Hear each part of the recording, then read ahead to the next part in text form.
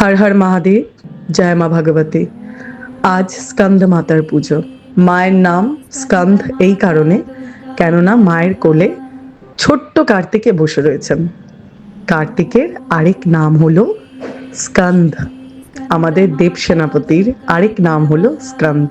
আর আমরা সকলেই জানি কার্তিক ঠাকুর হলেন দেব সেনাপতি।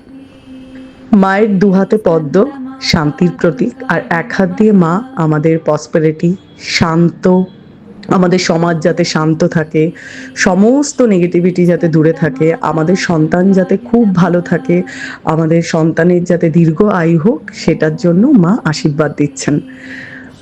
আর যাদের প্রেগনেন্সিতে প্রবলেম হয়, যাদের সন্তান নিয়ে প্রবলেম হয়, বা যাদের সন্তান অনেক সময় হয় যে এনভায়রনমেন্টের জন্য, বন্ধু বান্ধবের জন্য একটু মিসবিহেভ করছে, বা কোনো কারণে এমন কিছু করছে যেটা আমাদের জন্য খুব একটা সুখময় নয়, তখন স্কন্দ মাথার পুজো করলে, তাকে আহ্বান করলে আমাদের সন্তানের যত প্রবলেম আছে সব সলভ হয়ে যায়, আমাদের বাড়ি শান্ত থাকে। আমরা আজকে আমাদের সন্তানের নামে ভালো করে মাকে আহ্বান করি, বা ভালোভাবে মাকে পুজো করি, যাতে আমাদের সন্তান সবসময় দীর্ঘায়ু হোক, সমস্ত নেগেটিভিটি থেকে দূরে থাকুক।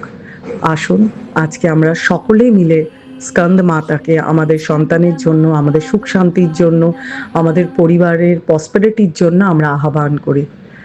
আমি বারবার বলছি, সমস্ত কিছুর মূলে হচ্ছে ধ্যান। অনেকেই আছেন যারা নবরাত্রি করতে পারেন না, তার জন্য কোনো অসুবিধা নেই, কিন্তু নিজের সন্তানের জন্য আমরা 20 থেকে 25 মিনিট হোক বা 10 মিনিট হোক মা স্কন্দ মাতাকে আহ্বান করতে পারি, নিজের ঘরের সুখ শান্তির জন্য আহ্বান করতেই পারি। তাহলে আপনারা সকলে মাকে আজকে নিজের সন্তানের জন্য, নিজের পরিবারের জন্য, সমাজের কল্যাণের জন্য আহ্বান করুন। ভালো থাকবেন, ভালো রাখবেন। হর হর মহাদেব, জয় মা ভগবতী। ह्रीं श्री स्कन्दमाता दुर्गाय नमः।